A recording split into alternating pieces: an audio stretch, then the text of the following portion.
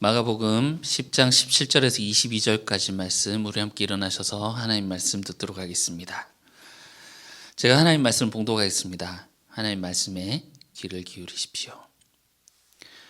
예수께서 길에 나가실새 한 사람이 달려와서 꿇어앉아 묻자오되 선한 선생님이여 내가 무엇을 하여야 영생을 얻으리이까? 예수께서 이르시되 네가 어찌하여 나를 선하다 일컫느냐? 하나님 한 분 외에는 선한 이가 없느니라. 내가 계명을 안 하니 살인하지 말라, 간음하지 말라, 도둑질하지 말라, 거짓 증언하지 말라, 속여 빼앗지 말라, 내 부모를 공경하라 하였느니라. 그가 여짜오되 선생님이여 이것은 내가 어려서부터 다 지켰나이다. 예수께서 그를 보시고 사랑하사 이르시되 내가 아직도 한 가지 부족한 것이 있으니 가서 내게 있는 것을 다 팔아 가난한 자들에게 주라. 그리하면 하늘에서 보화가 내게 있으리라. 그리고 와서 나를 따르라 하시니 그 사람은 재물이 많은 고로 이 말씀으로 인하여 슬픈 기색을 띠고 근심하며 가니라. 아멘. 이것은 하나님 말씀입니다. 하나님께서 오늘 이 말씀을 통해서 우리에게 은혜 베풀어 주시기를 원합니다. 자, 17절 예수께서 길에서 가실새 이렇게 시작을 하고 있습니다. 길 주제가 연결되고 있지요. 이 길은 어떤 길입니까? 1장 2절에 3절에서 말했던 것처럼 하나님이 가시는 길, 그 주의 길을 예비하라고 했습니다. 하나님이 사탄의 이 지배를, 이 사탄의 세상을 끝내고 백성을 구하러 가시는 길입니다. 예수님이 그것을 이루기 위해서 예루살렘으로 향해 가시는 길입니다. 그러나 동시에 이 길은 제자들이 가야 할 길이지요. 갈릴리 파트가 끝나고 길 이야기로 접어들면서 예수님은 제자들을 집중적으로 가르치기 시작하셨습니다. 누구든지 나를 따르려거든 하시면서 그 길을 가기 위해 버려야 할 것들을 하나씩 하나씩 알려주십니다. 자기를 부인하고 자기 십자가를 져야 한다. 어린아이처럼 하나님 통치만을 바라는 그렇게 하나님 통치를 받아들이는 그런 자들이 되어야 된다 가르쳐 주십니다. 지난주에 어린이들이 나오는 것을 제자들이 막아서는 그 장면을 보았는데요. 연결해서 예수님이 이제 다시 길을 가시는 장면으로 이어집니다. 예수님이 길을 다시 가시는데 한 사람이 찾아옵니다. 이 이야기는 공간복음에 다 나오죠. 그래서 보통 우리가 이 이야기를 부자 청년이다라고 이렇게 알고 있는데 그것은 마태복음의 이야기고요. 누가복음에는 이 사람을 관리라고 말하고 있습니다. 그런데 여기 마가복음에는 뭐 부자라든지 관리라든지 어떤 뭐 그런 단서가 전혀 없거든요. 그래서 사람들이 이것을 읽을 때 다 통합해가지고 부자, 관리, 청년 이렇게 얘기를 하기도 하는데 성경은 그렇게 읽으면 안 됩니다. 왜냐하면 각 복음서에서 이 이야기를 가지고 말하고자 하는 포인트가 조금씩 다르기 때문입니다. 그래서 복음서에 있는 그대로 이 복음서가 무엇을 말하려는지 그렇게 읽어야 우리가 그 메시지를 만날 수 있는 것입니다. 마가복음에는 청년이라는 단서가 전혀 없어요. 오히려 20절에 보시면 선생님 이것은 내가 어려서부터 지켰습니다 이렇게 말하잖아요. 말하는 것을 보면 지금은 연세가 조금 있구나 하는 것을 우리가 알 수 있죠. 어쨌든 이 사람이 예수님 앞에 달려와서 꿇어 앉아서 물었습니다. 선한 선생님 내가 무엇을 하여야 영생을 얻겠습니까? 자, 이렇게 와서 묻는 그의 의도가 무엇일까요? 태도가 어떻습니까? 우리 이 이야기 잘 아시죠? 그래서 20절에 율법은 내가 어려서부터 다 지켰습니다 하는 그의 이 대사가 나오는데 이것이 사실 음성지원이 되지 않으니 이게 교만하게 제가 다 지켰거든요 이런 느낌으로 말하는 건지 아니면 정말 겸손히 선생님 제가 그것들은 다 지켜왔습니다 조심스럽게 말하는 건지 알 수 없잖아요. 그래서 성급한 판단을 내리기 어렵습니다. 그렇지만 그가 예수님 앞에 달려와 무릎 꿇어 그에게 물었다라는 이 말에서 최소한 그가 영생에 대한 문제에 대해서 심각하게 고민을 하고 이것에 대해서 얼마나 갈급한지 우리는 볼 수 있겠습니다. 예수님에 대한 소문을 들었고 저분에게 가서 이것을 얘기했을 때 이분은 이것에 대해서 바른 대답을 해주실 수 있겠구나라는 그런 기대감으로 찾아왔겠죠. 예수님도 21절에서 그의 대답을 듣고 사랑하사 이렇게 말하잖아요. 그런 걸 보면 예수님도 그의 그 열심과 그의 대답을 부정하시지는 않은 것 같습니다. 그래서 예수님은 어떻게 영생을 얻을 수 있겠습니까? 라는 그의 질문에 두 가지를 대답하시는데요. 선한 선생님이라고 예수님을 불렀던 것에 대해서 18절에서 예수님이 대답을 주시고요. 그리고 무엇을 해야 영생을 얻겠습니까? 라는 것에 대해서 19절에서 대답을 하십니다. 18절 보시면요. 예수께서 이르시되 내가 어찌하여 나를 선하다 일컫느냐? 하나님 한 분 외에는 선한 이가 없느니라. 예수님 그 사후에 그 역사 이래로 많은 그리스도인들을 당하게 만든 예수님의 이 멘트입니다. 예수님이 선하지 않다는 말입니까? 아니면 그 부자가 하는 말이 아첨인 것을 아시고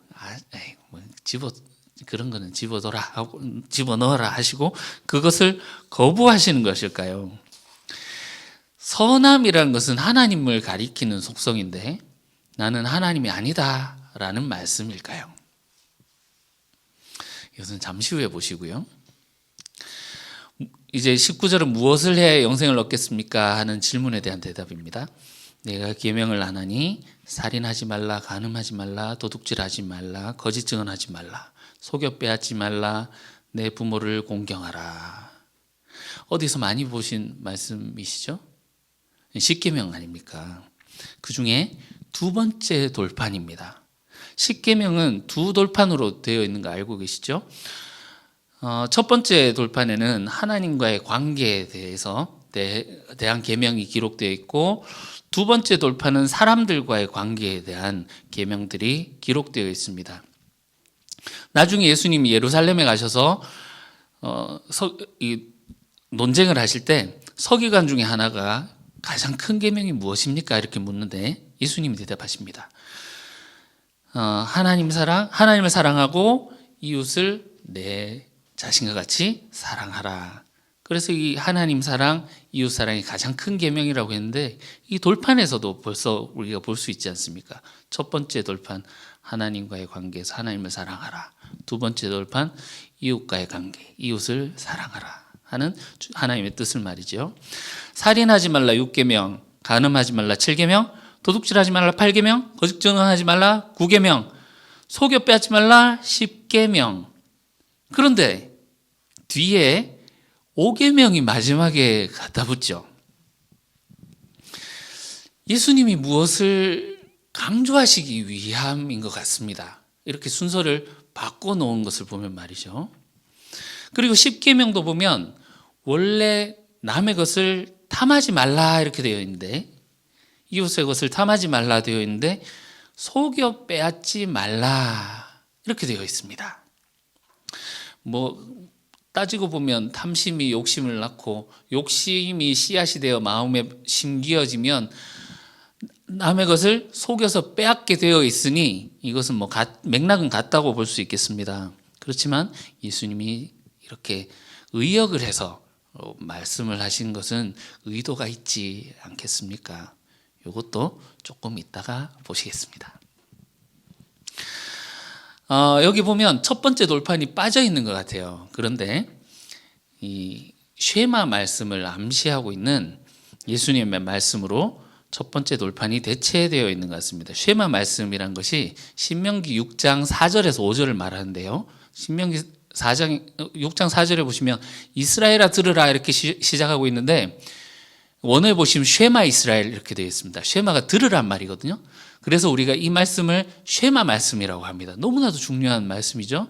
쉐마 이스라엘. 우리 하나님 여호와는 오직 유일한 여호와시니 너는 마음을 다하고 뜻을 다하고 힘을 다하여 내 하나님 여호와를 사랑하라. 이 말씀을 이마에도 붙이고 손목에도 하고 목걸이도 하고 다 하면서 걸어다니든 뛰어다니든 누워서든지 이 말씀을 항상 간직하고 항상 이렇게 묵상하고 하라. 이런 말씀 명령이거든요. 그래서 예수님이 하나님 한 분 외에는 선한 분이 없느니라 하신 그 말씀이 이 쉐마 말씀을 암시하고 있는 것 같죠. 그래서 예수님의 이 말씀이 첫 번째 돌판이 빠져 있는 것 같지만 이 당시 사람들이 쉐마 말씀으로 첫 번째 돌판을 대신하는 것으로 여기기도 했습니다. 그래서 그가 무엇을 해야 구원을 받습니까? 라는 이 질문에 예수님이 십계명을 내어놓으셨다 이렇게 볼 수 있겠습니다. 그랬더니 그가 이렇게 대답합니다. 그것들은 제가 어려서부터 다 지켜왔습니다. 여러분들이 보실 때 이게 깐죽거리는 것 같습니까? 아니면 진지하게 묻고 있는 것 같습니까? 예수님이 그를 보시더니 빙긋이 웃으십니다. 사랑하셔서 말씀하십니다. 네가 한 가지 부족한 것이 있구나. 가서 네 재물을 팔아서 가난한 사람들에게 나눠주고 그리고 다시 와서 나를 따르라. 그랬더니 이 사람 반응이 어떻습니까? 22절. 그 사람은 재물이 많은 고로 이 말씀으로 인하여 슬픈 기색을 띠고 근심하며 가니라. 슬픈 기색을 띈다고 했는데 원해 보시면 분개하다라는 뜻이 있어요. 분개하며 슬퍼하며 근심하며 돌아갔더라 이런 의미입니다. 처음에 예수님께 달려와서 무릎 꿇고 그렇게 물었던 이 사람이 분개하며 돌아가게 되는 이렇게 태도 확 바뀌게 되는 이런 게 왜 이렇게 된 것입니까?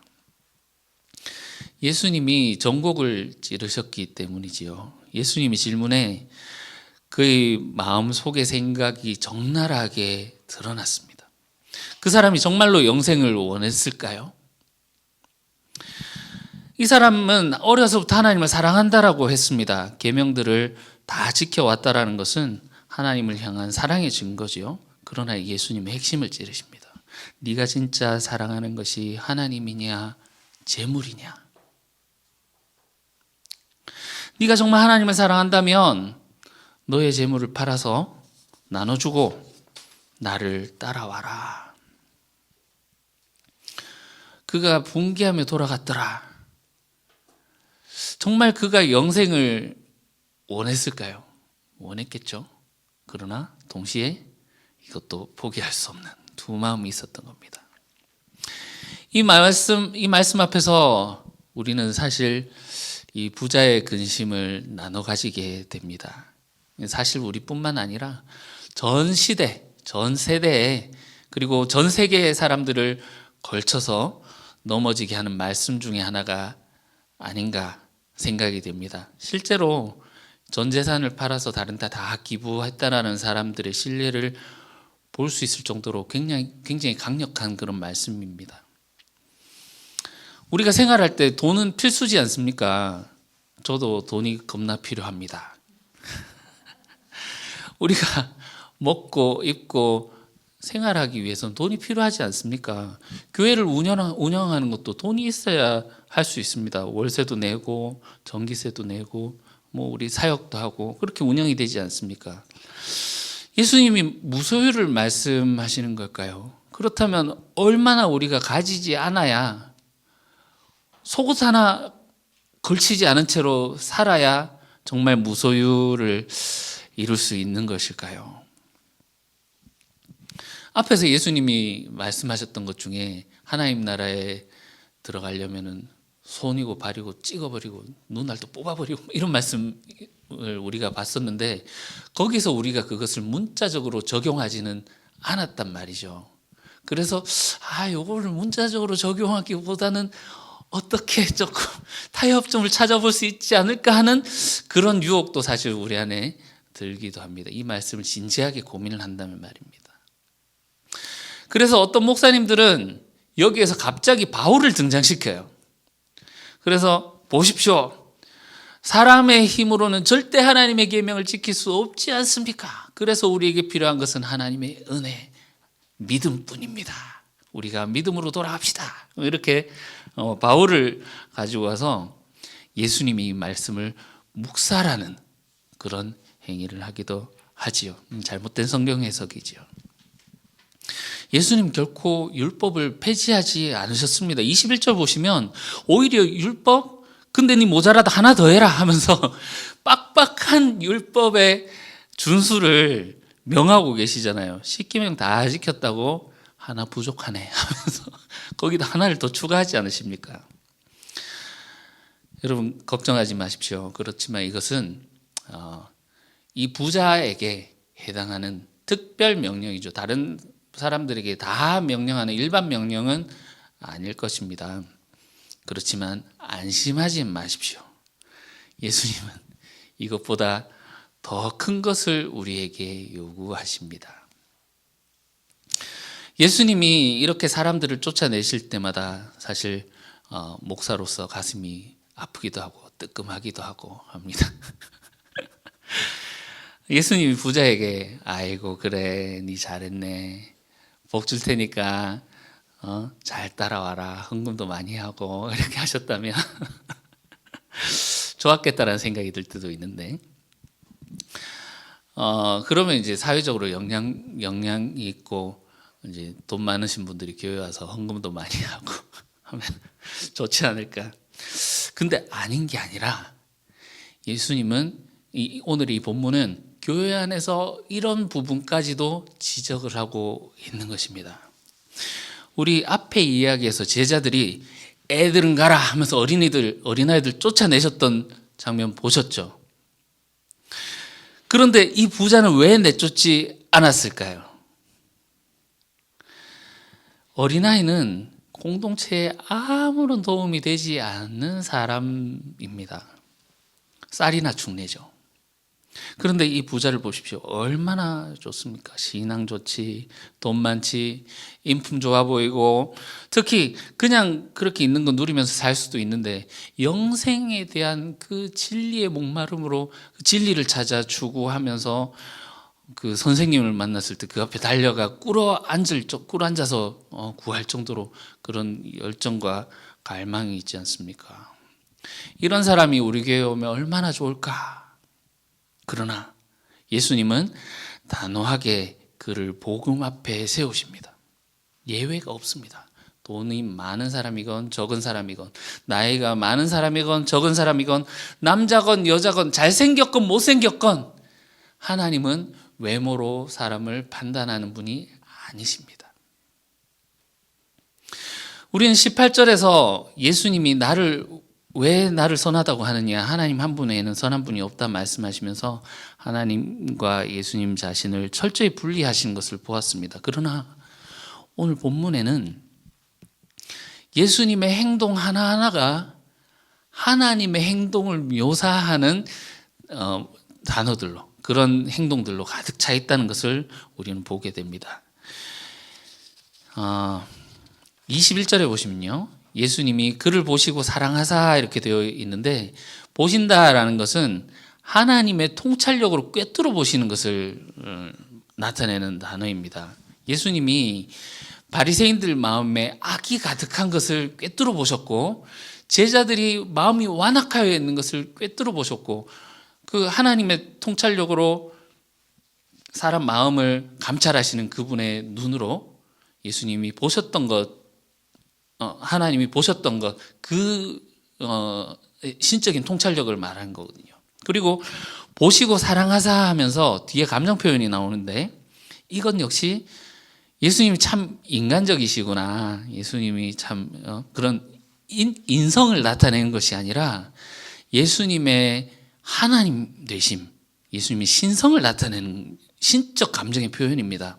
우리 10장 14절에서 어린아이들이 예수님께 나오는 것을 제자들이 막았을 때, 애들은 가라 하면서 쫓아냈을 때 예수님이 보시고 노하셔서 이렇게 나오거든요.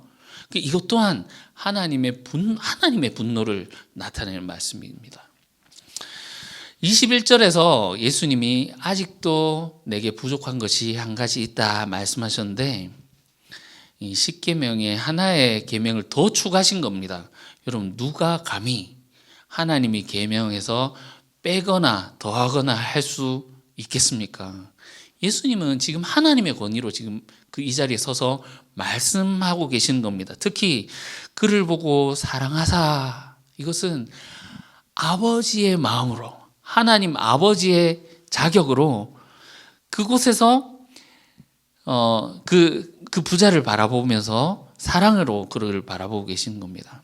우리 지난주에 16절에서 예수님이 어린아이들을 안고 축복하시는 장면을 봤는데, 예수님이 친히 그들의 아버지가 되셔서 타락하여 자기로부터 분리된 자들을 불러 가슴으로 끌어올려 자신과 화해하고 계시는 그런 장면이 모습이죠.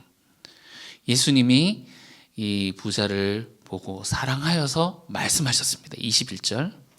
예수께서 그를 보시고 사랑하사 이르시되 내게 아직도 한 가지 부족한 것이 있으니 가서 내가 있는 것을 다 팔아 가난한 자들에게 주라. 그리하면 하늘에서 보화가 내게 있으리라. 그리고 와서 나를 따르라. 자, 가서, 와서 나오죠. 가서 재물 처분하고 와서 나를 따르라. 여러분, 복음이란 것이 우리의 귀에 달게 들리는 것만은 아닙니다. 씨 뿌리는 비유를 여러분 기억하실 겁니다. 말씀이 뿌려지는데 크게 두 가지 밭이 있죠. 결실하는 밭, 결실하지 못하는 밭. 그런데 결실하는 밭은 하나인데 결실하지 못할 이유가 왜 그렇게 많습니까?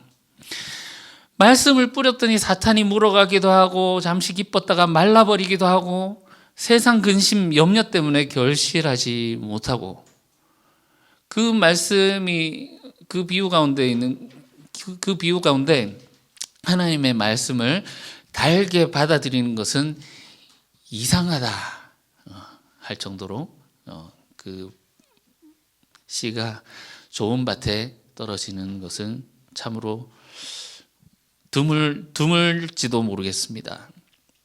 여러분, 하나님 말씀을 들으면 우리가 갈등이 생기게 되어 있습니다. 왜 그렇습니까? 이 부자의 경우에서 우리가 같이 느낄 수 있지 않습니까? 내세의 그 영생에 참여하고 싶긴 한데 이 땅에서 복도 누리고 싶고, 영생을 얻고 싶긴 하지만 재물을 다 팔아 따르자니 참아 이렇게 내놓을 수 없고, 예수님이 가서 처분하고 와서 나를 따르라 이렇게 명령하십니다. 예수님이 가신 길을 따라오라라는 말씀입니다. 어디로 가시는 길입니까? 표면적으로 볼 땐 예루살렘으로 가는 길이죠. 예루살렘 십자가를 향한 길이지만 그 길의 목적지는 하나님 나라입니다. 하나님 나라는 이 세대를 뚫고 들어왔습니다. 그래서 하나님 나라의 통치를 받아들인다라는 것은 필연적으로 이 세대에 속했던 자들이, 이 세대의 사탄의 질서 아래에 있던 자들이 하나님의 통치 안으로, 그것을 떠나서 하나님 통치 안으로 들어오는 것을 말하는 겁니다. 그러다 보니 지금까지 살아왔던 이 사탄의 통치 질서와 갈등을 일으킬 수밖에 없는 것이지요. 예수님의 이 말씀은 너는 지금 어디에 속했느냐라는 것과 같은 맥락이라고 볼 수 있겠습니다. 돈을 사랑한다라는 것은 세상에 묶여 있는 것을 보여주는 것입니다. 그러니 그것을 버려버리고 나를 따르라는 말씀입니다. 그것이 하나님 나라에 들어가 영생을 누리는, 영생을 얻을 수 있는 길이다. 예수님이 지금 알려주고 계시는 거죠. 하나님 나라에서는 하나님 한 분 외에는 다른 것을 섬겨서도 사랑해서도 안 되는 것입니다. 그래서 가서 이제 이전의 삶을 정리 처분하고 이제 와서 나를 따르라 명령하고 계신 겁니다. 예수님을 따른다라는 것은 오든지 가든지 하는 것이 아닙니다. 결단해야 되는 겁니다. 영생으로의 초대장을 버려버리고 예수님을 떠나든지 아니면 예수님을 따르든지 두 길밖에는 없습니다. 어쩌면 예수님의 이 요구가 숨막히고 좀 각박하게 느껴질지도 모르겠습니다. 그러나 생각을 조금만 바꿔서 보면 이것이 얼마나 예수님의 큰 사랑인지 알 수 있습니다. 예수님은 종말의 심판자이십니다. 종말의 심판을 미리 보셨습니다. 그리고 그 부자가 종말 심판대에서 유죄, 사형, 심판을 받게 될 것을 보셨습니다. 그래서 그를 사랑하사 심판을 피할 방법을 알려주신 겁니다. 살짝 미리 지금 특별히 그를 사랑하셔서 영생에 들어가는 모범 답안지를 살짝 이렇게 보여주신 거죠. 여러분, 사실 우리가 전재산 팔아서 하나님 나라에 영생에 들어갈 수 있다라고 하면 횡재 아닙니까? 그거보다 더 큰 것을 하라고 해도 할 수 있지 않으시겠습니까?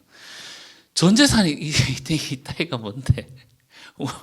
결코 아까울 리가 없지 않습니까? 그런데 사실 예수님은 그것 이상을 우리에게 요구하시고 계신 겁니다. 예수님은 선한 분은 하나님뿐이라며 자신은 하나님이 아니다라면서 하나님과 딱 구분을 하셨습니다. 그러나 오늘 본문에 보이는 예수님은 분명 선한 하나님의 모습을 하고 계십니다. 그를 보시고 사랑하사 그에게 그의 잘못과 그의 상황을 정확하게 판단하시고 그가 영생으로 이르는 길을 친히 알려주셨습니다. 그것도 사랑으로 친절하게 알려주셨습니다. 예수님 18절에서 네가 어찌하여 나를 선하다 일컫느냐, 하나님 한 분 외에는 선한 이가 없느니라 말씀하신 것은 철저한 자기 부인입니다. 예수님은 하나님과 동등됨을 취하지 아니하시고 겸손히 자기의 모든 권위를 부인하신 것이죠. 그리고 자기를 부인하고 자기 십자가를 지는 그 길을 가고 계시는 겁니다. 그리고 그 길을 따라오는 자들만이 하나님 나라 영생에 들어갈 수 있다라는 거죠. 예수님이 우리에게 요구하신 것은 전재산 따위 이런 거 아닙니다. 우리의 전부, 우리의 생명까지도 주님께 내어놓으라는 말씀입니다. 주님은 우리의 전부를 원하십니다. 그만큼 우리를 사랑하시는 거지요. 영생에 이르는 길은 예수님처럼 철저하게 자기를 부인하는 것 외에는 없다라는 겁니다. 자기를 부인하라는 말씀이 어떤 면으로는 굉장히 좀 부담이 되기도 하고 예수님이 말씀하신 이 말씀이 좀 잔인하게 느껴지기도 합니다만 사실상 이것이 우리가 살 수 있는 길입니다. 오늘 이 부자는 자기 부인에 실패했습니다. 그러면 이 부자가 속해 있는 곳이 어디입니까? 세상입니까? 하나님 나라입니까? 세상이죠. 더러운 말씀을 좀 드려서 죄송하지만 똥에다가 향수를 아무리 뿌리고 락스를 갖다 붓고 한다고 해서 거기에서 똥 냄새가 나는 것을 막을 수가 없지 않습니까? 죄인이기 때문에 죄를 짓는 걸까요? 죄를 지었기 때문에 죄인이 되는 걸까요? 오늘 예수님이 말씀하신 이 십계명을 말씀하셨는데 이 사람이 이것들을 범했기 때문에 죄인이 되는 걸까요? 아니면 이 사람이 세상에, 이 세대에 사탄의 질서 속에 속했기 때문에 죄를 짓는 걸까요? 후자이지 않겠습니까? 이 사람이 사탄의 사탄의 소나기 안에, 사탄의 지배 안에 갇혀 있기 때문에 이런 죄들을 지을 수밖에 없는데 19절에 예수님이 계명을 말씀하신 것은 그가 지금 이런 죄를 짓고 있다라는 것을 고발하시는 겁니다. 예수님이 10번째 계명을 내 이웃의 것을 탐하지 말라라는 것을 문자적으로 인용하지 아니하시고 속여 빼앗지 말라라고 의역하셨는데 여기 말씀하신 단어 아포스테레인이라는 단어는 어떤 사람이 그 약한 사람을 사회적으로 압제할 때 사용되는 단어입니다. 당시 팔레스타인의 대지주들은 이 소작농들을 착취하곤 했거든요. 임금을 정말 말 터무니없게 적은 임금을 주고 그리고 그 임금마저도 지불하는 것을 이렇게 뭐라 그러죠? 체불을 제대로 하지 않고 그 돈이 없다고 해서 이제 빌려줬던 것에서 이자로 그 사람들을 빼앗아 먹고 그 예수님의 이 지적은 네가 부자가 됐는데 어떻게 해서 부자가 됐느냐 하는 그 과정까지도 지적을 하고 계신 겁니다. 첫 번째 시작이 뭘로 시작하고 있습니까? 살인하지 말라 시작하고 있지 않습니까? 그것이 다른 사람들을 죽이는 행위로 네가 지금 이 살인죄를 저지르고 있고 간음 우리 지난주에 그 이혼과 결혼 문제에서 간음 이것이 또한 하나님과의 관계라고 보셨고 하나하나가 그가 지금 저는 다 지켰습니다라고 하고 있지만 그의 삶을 돌아보니 그가 하고 있던 행위가 살인하는 죄요, 간음하는 죄요, 속여 빼앗는 죄고 이 모든 것이 그가 지금 저지르고 있는 죄더라는 것을 예수님이 지금 고발하고 계시는 거죠. 그렇지만 그는 이 계명들 어려서부터 다 지켜왔습니다라고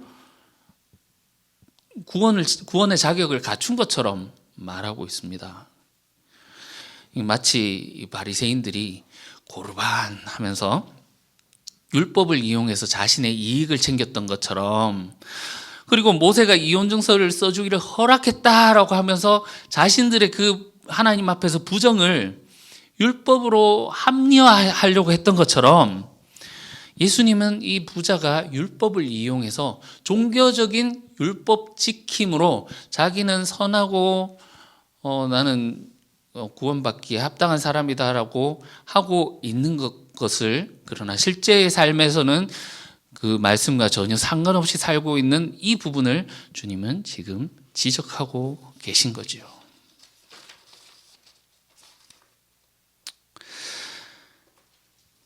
그리고 5계명이 제일 뒤에 위치하고 있습니다. 내 부모를 공경하라. 우리 다음 주에 보실 텐데 10장 29절에 30절 보시면 복음을 위해 버려야 할 목록들과 버리고 나면 얻게 될 목록들이 기록되어 있습니다. 버려야 될 것에는 아버지가 있지요. 그런데 다시 받는 것에는 아버지가 없어요. 그 목록에는 아버지가 없습니다. 왜냐하면 다 이제 버리고 아버지까지 버리고 하나님 나라에 들어가야 되는데 그 하나님 나라 새로운 공동체, 하나님의 새로운 가족 공동체에는 하나님 한 분만이 아버지가 되시기 때문입니다. 예수님은 지금 이 공동체 가운데 아버지로 서 계시는 겁니다. 앞의 이야기에서 예수님은 자기에게 온 아이들을 마치 아버지처럼 축복하셨는데 자기를 따르는 자들을 아버지처럼 사랑하는 그 모습을 보여주고 계시는 거죠.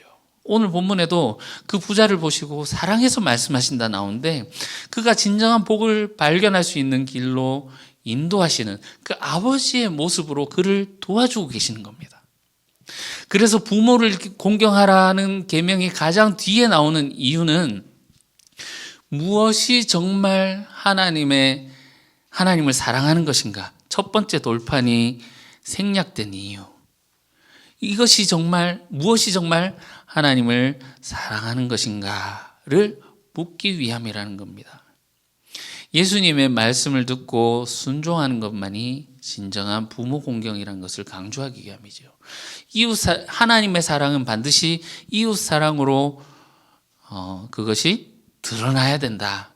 예수님이 떡을 떼어서 다른 사람들에게 자기 생명을 주어서 섬기신 것처럼 자기 부인하고 그 십자가를 지는 그 길을 가심으로 자기의 생명을 다른 사람에게 주어 살리기 위해서 가셨던 것처럼 이 하나님을 사랑한다라는 것은 이렇게 예수님의 말을 듣고 예수님의 가시는 길을 따라가는 것, 그것이다라는 것을 강조하기 위함이라고 보입니다. 오늘 본문은 지난주에 그 어린아이 이야기 다음에 나오죠. 15절에 보시면 예수님이 영생을 어떻게 얻는가 이전에 말씀해 주셨어요. 내가 진실로 너에게 이르노니 어떻게 말씀하십니까? 누구든지 하나님 나라를 어린아이와 같이 받들지 않는 자는 결단코 그곳에 들어가지 못하리라. 말씀해 주셨죠. 어린아이는 재물, 지위, 자기 소유가 없습니다. 제가 어릴 때 그 애들 데리고 좀 장난을 쳤던 것 중에 하나가 손잡고 이렇게 가다가 애가 어느 정도 크고 나니까 지대로 막 뛰어다니곤 하잖아요. 저 놔두고 막 뛰어갑니다. 그러면 제가 차 뒤에 이렇게 숨거든요. 그러면 한참 도도도도 뛰어가다가 뒤로 딱 돌아보고 제가 없으면 아빠 하면서 세상스럽게 울곤 했는데 뭐 그런 거 아니겠습니까? 어린아이처럼 하나님의 통치를 받아들인다라는 것은 그 하나님 한 분 외에 가진 것이 없는 그런 사람을 말하는 거지 않겠습니까? 예수님은 어린아이를 안으시고 축복하셨지만 오늘 부자는 어린아이가 되는 것에 실패했습니다. 가진 것이 많아서 하나님의 통치보다 지금껏 그를 지탱하고 그를 지켜준다라고 생각하고 있던 그 재물을 의지하고 있는 것이지요. 예수님은 부자에게 나를 따라오라 하셨지만 처음에 달려와서 무릎을 꿇었던 그는 분노하며 근심하며 돌아갔습니다. 만약 예수님께서 오늘 우리에게 네가 한 가지 부족한 것이 있구나 말씀하신다면 어떤 것을 말씀하실까요? 개인적으로 저에게는 한두 가지가 아니구나 이렇게 말씀하실 것 같은데 정말 우리가 하나님 외에 더 의지할 것이 있습니까? 우리가 머리로는 알고 정말 우리가 영생에 참여하고 싶습니다라는 것을 알지만 정말 우리 마음에 이 두 마음을 품을 때 이것은 하나님을 섬기고 예수님을 따르는 것이 아니다라는 것을 우리가 마음에 새길 수 있으면 좋겠습니다. 하나님이 우리에게 이것을 요구하시는 것은 하나님이 우리를 이만큼 사랑하시기 때문입니다. 그리고 그분은 신실하게 그분의 약속을 지키십니다. 우리가 예수님이 우리에게 주신 이 가르침을 듣고 따라 행할 수 있는, 순종할 수 있는 우리가 될 수 있으면 좋겠습니다. 그것이 진정으로 부모를 공경하는 우리 하나님 아버지를 진정으로 섬기는 길일 것입니다. 그렇게 주님께 순종으로 나아가는 저와 여러분들이 되시기를 주님의 이름으로 축원합니다. 기도하겠습니다. 주님, 우리의 삶은 소음에 점령당했습니다. 낮에는 불안하고 초조한 마음으로 목표와 계획과 일에 사로잡혀 살고 밤에는 가족들과 스마트폰의 소리에 휩싸여 살아갑니다. 낮이나 밤이나 우리를 향해 말씀하시는 주님, 우리를 둘러싼 소음들 넘어 당신의 말씀을 듣게 하시옵소서. 나를 따르라 명령하시는 주님의 음성만이 우리의 소망이오니 그 길의 끝에서 주님을 만날 것을 기대하며 따르게 하시옵소서. 예수님의 이름으로 기도합니다. 아멘.